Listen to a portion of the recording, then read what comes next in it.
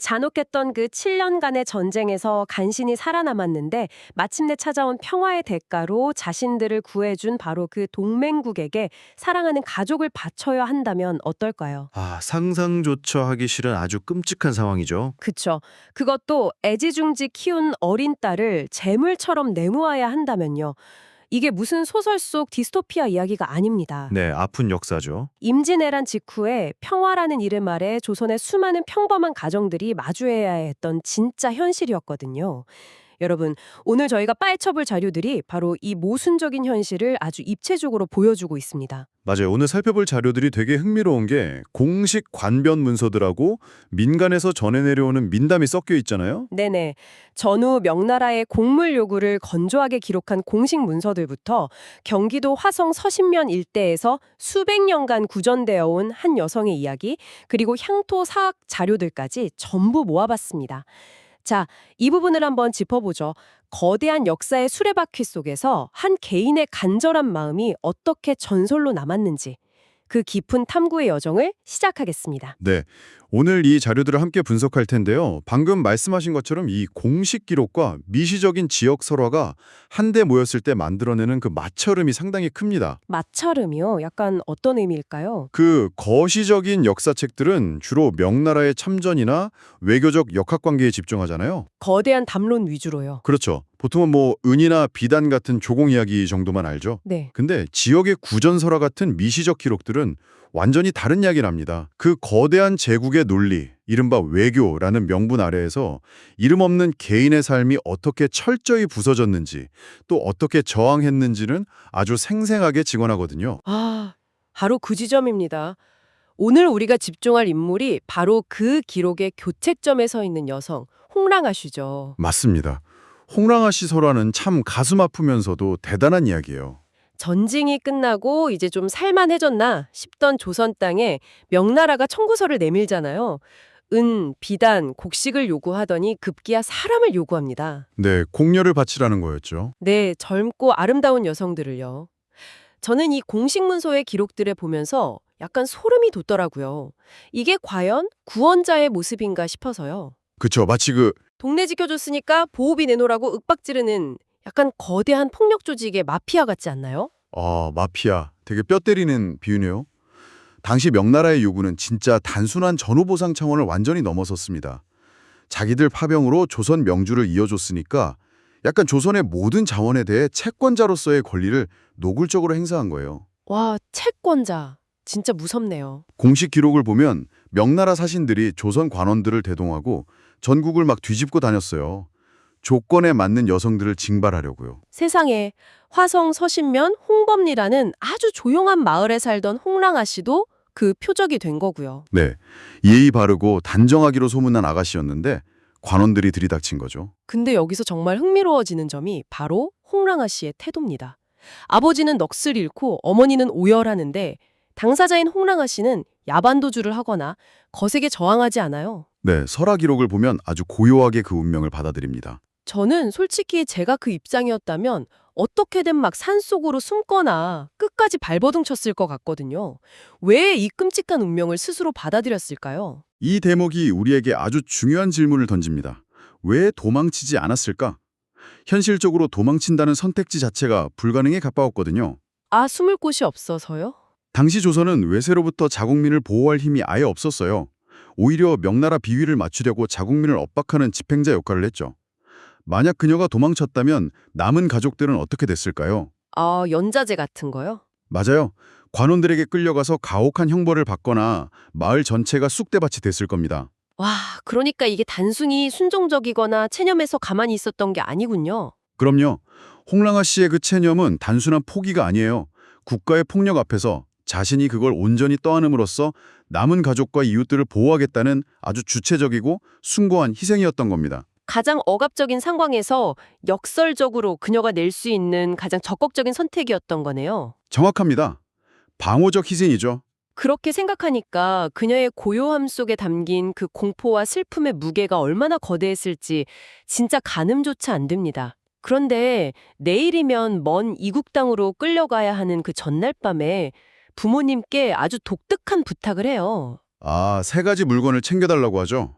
네, 마을 근처의 모래, 우물물, 그리고 어린 시절 좋아했던 나무의 대추를 챙겨달라고 합니다. 청취자 여러분도 잠시 상상해 보세요. 가장 소중한 것을 떠나야 할 때 당신은 무엇을 챙기시겠습니까? 저는 이 물건들이 향수병 달래기 치고는 너무 소박하고 특이하다는 생각이 들더라고요. 여기서 이 구전설화가 보여주는 상징성이 엄청나게 깊어집니다. 이 세 가지가 그냥 단순한 기념품이 아니거든요. 그럼 어떤 의미가 있는 거죠? 모래는 고향의 흙이잖아요. 즉 그녀의 뼈와 살을 구성한 물리적 뿌리입니다. 제 숨결이 녹아있는 생명력이고요. 대추는 그녀의 어린 시절 기억과 정체성을 응축한 매개체인 거죠.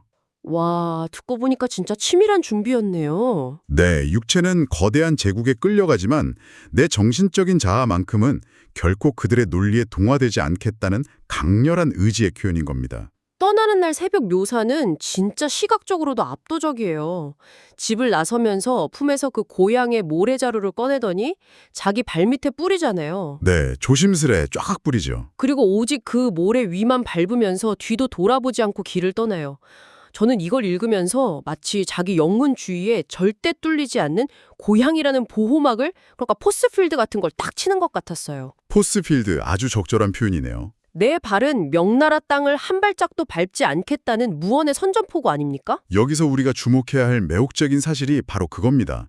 당시 명나라 제국은 공녀들의 육체를 전리품처럼 소유하고 그들의 문화를 지워버리려 했어요. 완전히 통제하려고 했겠죠. 네, 하지만 그녀가 모래를 밟는 행위는 비록 힘없는 개인이라 제국과 물리적으로 싸울 순 없어도 내 정신적 영토만큼은 스스로 통제하겠다는 결연한 주권 선언인 겁니다. 일상의 감각으로 체제 편입을 거부한 거네요. 맞아요. 매 순간 거부한 거죠. 그렇게 홍랑아 씨는 명나라 궁궐에 도착합니다. 수많은 화려한 후궁들 사이에서 그녀 특유의 단정하고 슬픈 기운이 오히려 황제의 눈길을 단번에 사로잡죠. 아이러니한 상황이 벌어진 거죠. 근데 그녀는 황제의 총애를 철저히 외면합니다.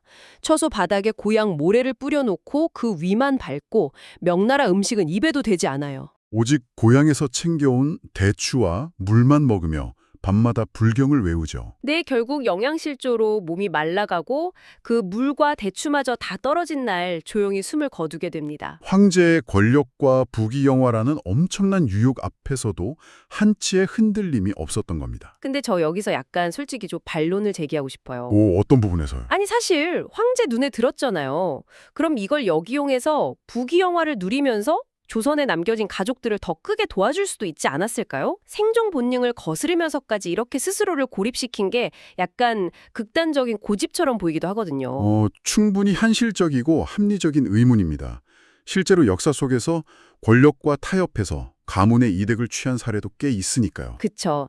살아야 뭐든 하는 거 아니겠습니까? 하지만 이것을 더 큰 맥락과 연결해 본다면 이건 생존의 문제가 아니라 존엄성의 문제입니다. 존엄성이요? 만약 그녀가 가족을 명분으로 제국과 타협했다면 그건 자신을 곡물로 뺏어온 그 폭력적인 시스템 자체를 스스로 정당화하게 되는 거거든요. 아, 타협하는 순간 그녀 자신도 제국이 소비하는 하나의 완벽한 전리품, 물건이 되어버린다는 뜻이군요. 바로 그겁니다. 고향의 물과 대추가 떨어졌다는 건 단순한 식량 고갈이 아니에요. 그녀를 지탱하던 정체성의 에너지가 다했다는 뜻이죠. 와, 그렇게 들으니까 확 와닿네요. 그리고 여기서 진짜 놓치지 말아야 할 포인트가 황제의 태도입니다. 황제는 그녀가 음식을 거부하고 죽어간다는 걸 뻔히 알고 있었어요. 불경 소리도 매일 밤 들었고요. 당대 최고의 권력자인데 그럼 마음만 먹으면 살릴 수 있었던 거잖아요. 그렇죠. 근데 그냥 관망만 한 겁니다. 황제한테 그녀의 슬픔은 그냥 좀 아름답지만 까다로운 후궁의 우울증 정도로 치부된 거예요. 진짜 끔찍하네요. 타인의 고통에 그렇게 무감각할 수가 있다니. 이게 바로 절대 권력이 갖는 소름 끼치는 무감각함입니다. 홍랑아 씨의 그 굶주림은 권력의 폭력성을 폭로하는 가장 치열한 항구였던 거죠. 듣고 나니 제가 그녀의 저항을 너무 얄팍하게 볼 뻔했습니다. 오히려 타협하지 않았기 때문에 그녀의 죽음이 제국 한가운데에 깊은 파문을 던진 거네요. 맞습니다. 그래서 이야기가 여기서 끝나지 않죠. 네, 설화는 그녀의 죽음 이후 아주 기이하게 흘러갑니다. 홍랑아 씨가 눈을 감은 직후에 황제가 원인을 알 수 없는 끔찍한 병에 걸려요. 그리고 밤마다 꿈을 꿉니다. 안개 낀 바다 위, 무거운 돌배에 서 있는 그녀의 꿈이죠. 네, 근데 꿈속에서 막 분노를 쏟아내거나 저주하는 것도 아니고 그저 내 고향으로 돌아가게 해달라는 고요한 바람만 전합니다. 황제는 그제야 자신이 꺾어버린 한 인간의 삶이 얼마나 무거운 건지 깨닫게 됩니다. 죄책감에 사로잡힌 황제가 돌배를 만들고 속죄의 의미로 보살상을 조각하게 하잖아요. 근데 이 조각상 에피소드가 정말 소름 돋아요. 최고의 석공들이 돌을 깎는데 완성될만 하면 가슴 한가운데가 짝 하고 두 갈래로 계속 갈라져 버리거든요. 네, 계속 실패하죠. 이 대목이 품고 있는 메시지를 어떻게 보셨습니까? 저는 이게 마치 영혼을 달아보는 거짓말 탐지기 같았어요. 거짓말 탐지기? 황제가 죄책감 덜어보려고 형식적으로 예쁜 가짜 위로를 만든 거잖아요. 그러니까 피해자의 영혼이 그 가식적인 불상에 깃들기를 거부한 거 아닐까요? 진짜 훌륭한 비유네요. 전적으로 동의합니다. 기록을 보면 황제가 처음에 장인들에게 묘사한 모습은 자기가 반했던 그 맑고 고웠던 후궁의 자태였거든요. 철저히 가해자의 시선에서 왜곡된 이미지네요. 그렇죠. 황제는 그녀를 진정으로 마주본 적이 없었던 겁니다. 그러니까 조각상이 버티지 못하고 갈라진 거죠. 그럼 꿈속에서 그녀가 남긴 나의 마지막 모습을 새겨야 한다는 말은? 네, 물과 배추마저 다 떨어져서 극심한 고립 속에 뼈만 남고 죽어가던 그 참혹한 진짜 모습을 뜻하는 거죠. 와, 진짜 묵직하네요. 결국 황제가 백일기도 끝에 자신이 망가뜨린 그녀의 그 앙상한 마지막 진실. 하지만 평온했던 눈빛을 똑똑히 직시하고 조각장인에게 전하고 나서야 비로소 조각상이 갈라지지 않고 완성됩니다. 엑스퍼트, 권력으로 한 사람의 삶을 망친 가해자가 피해자의 진짜 고통을 있는 그대로 인정했을 때 비로소 진정한 속죄가 시작된다는 뜻입니다.